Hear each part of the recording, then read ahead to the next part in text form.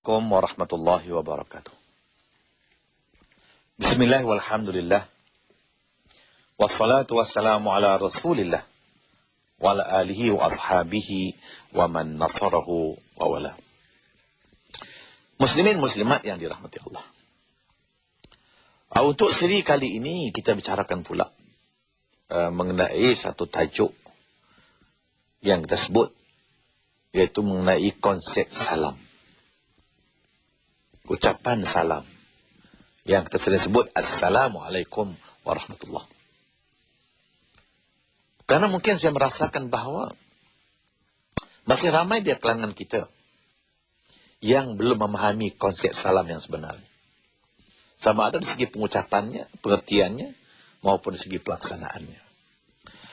Saya ingin memulakan dengan membawa satu hadis yang diriwayatkan daripada Abdullah ibn Amr.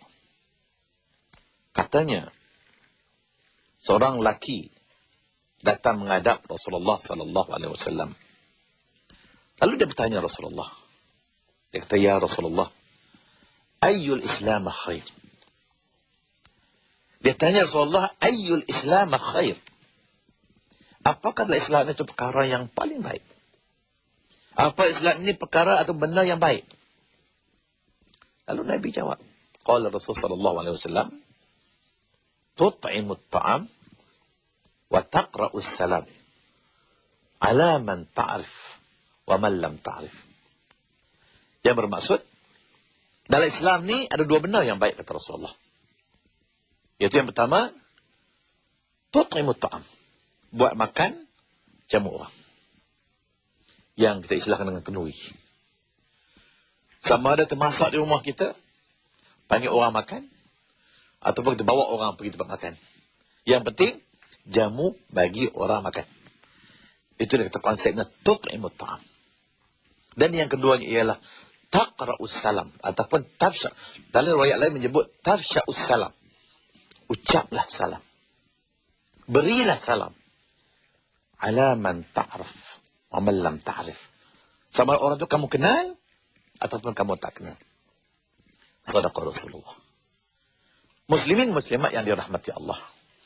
Kalau terlihat dalam hadis ini, seorang lelaki bertanya Rasulullah, apakah dalam Islam ini, dalam agama Islam ini perkara yang baik? Apakah kebaikan dalam Islam ini? Cuba tuan-tuan fikir sejenak. Kalau soalan ini ditanyakan kepada saya lah, tentu saya akan jawab, semuanya baik. Puasa baik, semayang baik, pergi Mekah pun baik, tolong orang baik, bantu orang baik. Semua baik. Tapi kenapa Nabi jawab dua perkara saja? Bila orang tanya, apakah dalam Islam yang baik? Nabi kata, buat makan, jamu orang.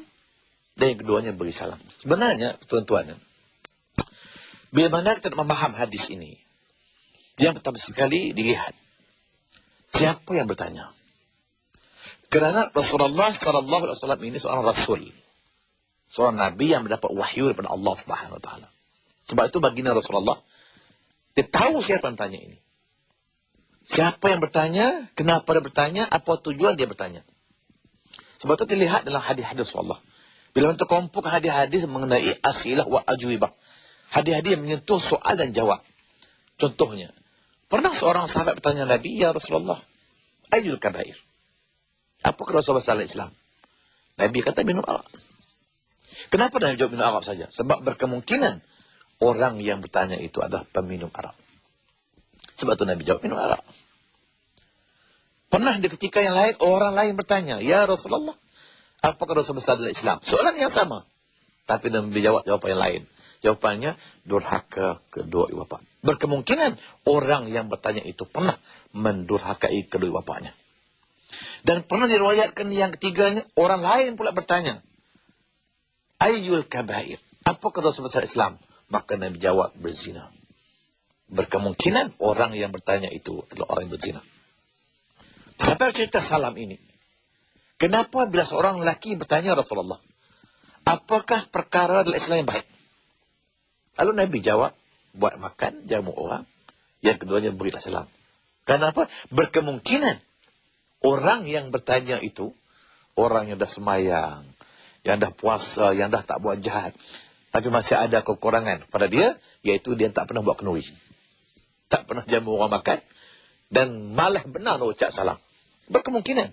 Maka Nabi kata, benar yang baik dalam Islam ialah buat makan, jamu orang, dan yang keduanya, ucaplah salam.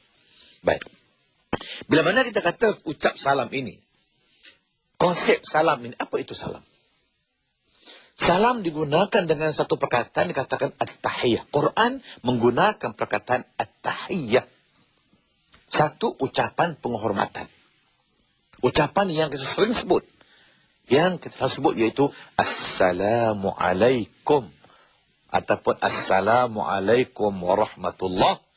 Atau Assalamualaikum warahmatullahi wabarakatuh. Ini yang dikatakan ucapan salam yang disebut dengan perkataan at-tahiyyah.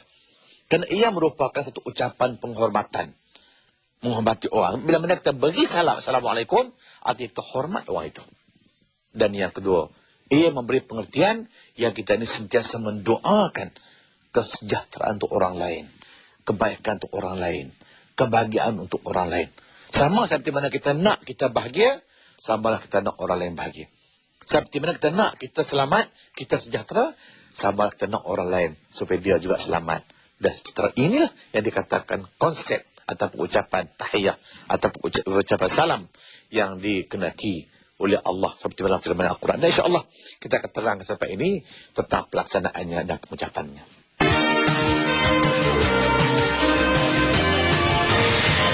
Muslimin muslimat yang dirahmati Allah. Bila kita sebut ucapan tahiyyah atau yang diistilahkan dengan perkataan ucapan salam, yaitu Assalamualaikum warahmatullahi wabarakatuh. Istimewanya ungkapan ini karena ia dikhususkan kepada orang-orang yang beragama Islam saja. Dikhususkan kepada kaum muslimin saja. Tidak kepada orang-orang yang bukan Islam. Dan ini merupakan satu ungkapan yang akan kekal. Kekal dunia dan akhirat. Kalau di dunia kita ucap salam. Kita beri salam pada orang. Orang jawab salam kita.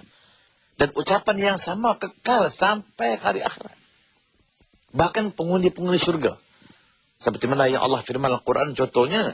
Satu di antaranya Allah sebut dengan firmannya ialah wa yulaqqawna fiha tahiyyatan wa salam. Orang syurga nanti, penghuni syurga nanti bertemu saja Assalamualaikum warahmatullah. Bertemu saja Assalamualaikum warahmatullah. Bertemu saja Assalamualaikum warahmatullah. Itu dia katakan satu ucapan yang kekal dunia sampai akhirat. Dalam syurga besok wa yulaqqawna fiha tahiyyatan wa salam. Bayangkan tuan-tuan. Kalau semua penghuni syurga itu asal bertemu saja Assalamualaikum waalaikumsalam.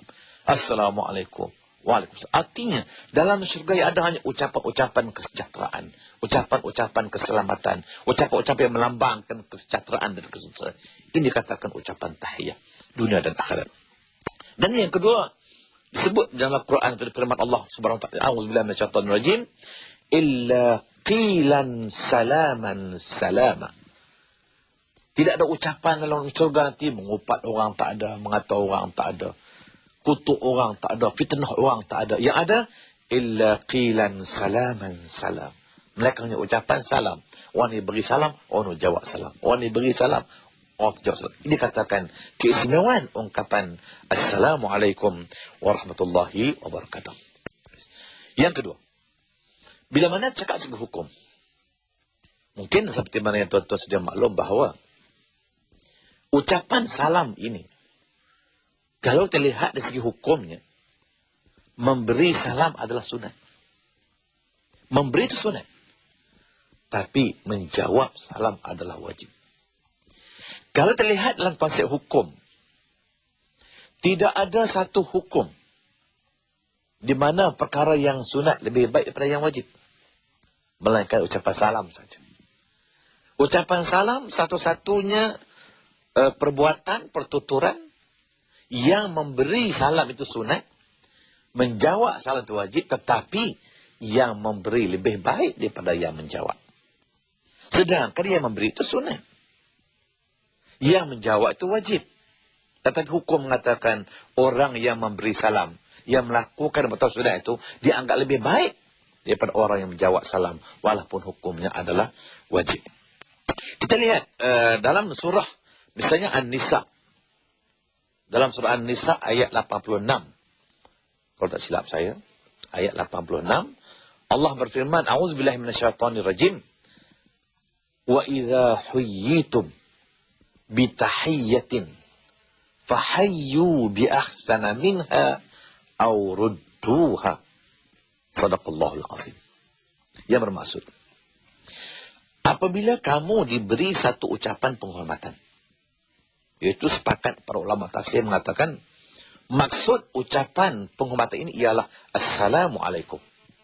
Ucapan salam itu merupakan ucapan penghormatan. Maka Allah kata, wa idza huyyitum bitahiyyatin.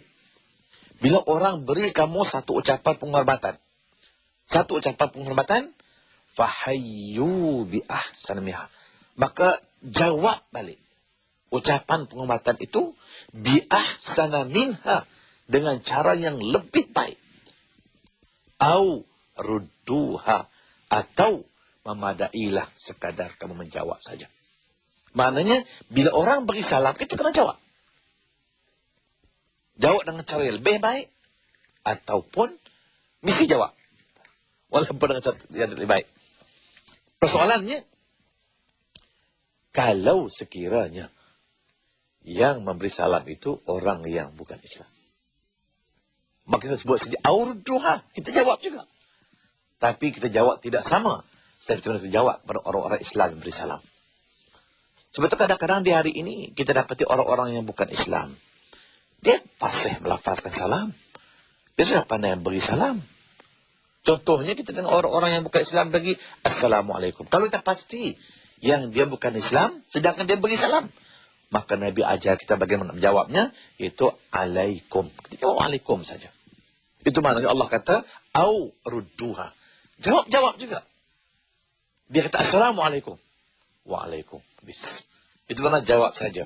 Walau bagaimanapun, dalam hal ini, di segi hukum kita mesti faham, kalau sekiranya orang beri salam kepada kita, atau terdengar ucapan salam ditujukan kepada kita, maka wajib kita menjawab salam itu. Dan jika sekiranya yang beri salam itu orang yang bukan Islam, maka memadailah kita menjawab waalaikum saja. Dan Nabi juga mengajar kita. Oleh kerana ucapan tahiyah ini, ucapan salam ini, hanya dikhususkan kepada orang-orang Islam, maka sebab itu Nabi kita Muhammad SAW sabda, La tabda'ul yahuda wan nasara bis salam. Yang bermaksud, janganlah kamu mendahului, memulakan beri salam kepada orang-orang Yahudi dan orang-orang An-Nasara. Artinya Islam tak benar kita beri salam kepada orang-orang yang bukan Islam. Sebab ucapan salam hanya untuk sesama Islam sahaja. Walau bagaimanapun, bila Allah menyebut dengan firman yang sebut tadi itu, wa idza huyyitu bitahiyyatin fahayyu bi ahsana minha. Macam mana cara nak jawab cara yang lebih baik? Di sinilah ulama-ulama tafsir banyak membicarakan tentang cara menjawab salam yang diberikan oleh seorang kepada kita. Ulama tafsir banyak bercakap mengenai cara bersalam. Bagaimana bi ahsana minha, bagaimana cara yang lebih baik. Dan insya-Allah akan saya terangkan